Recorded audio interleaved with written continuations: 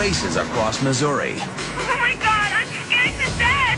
Her gas pedal is stuck. I'm coming up with a bunch of cars. I'm so scared. She hits the brakes.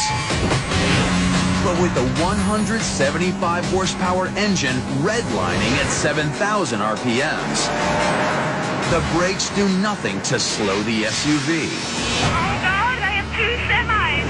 Going 108 miles an hour. 108 miles an hour. Police converge, hoping to warn other drivers ahead. But with speeds nearing 120, they struggle to even keep pace. It's time to buckle up. Grab the wheel and see if you have what it takes to steer clear of certain death. What would you do? A. Use the emergency brake and steer onto the shoulder. B. Jam the car into neutral. Or C. Turn off the engine.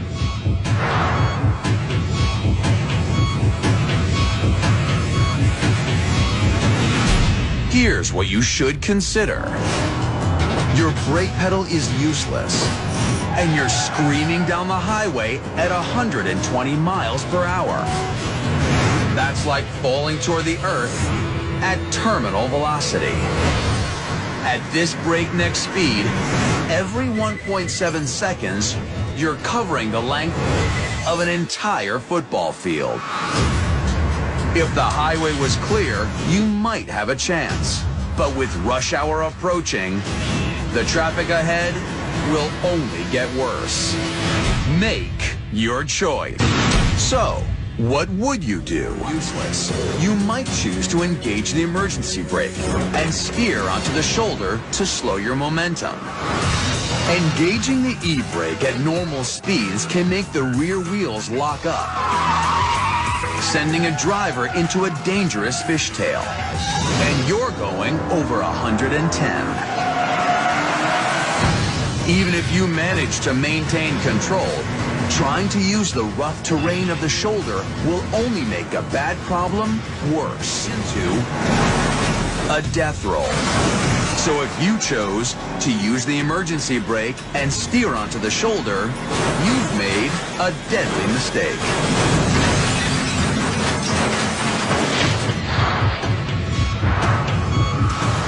You could turn off the engine and try to steer it to safety.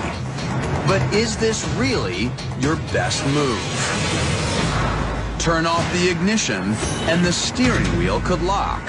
As you decelerate, you'd be unable to change direction, leaving you helpless to avoid the inevitable.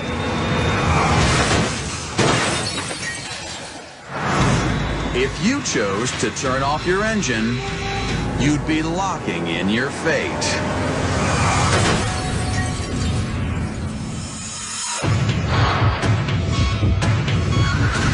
If you want to survive this terrifying death ride, the best thing to do is jam the car into neutral.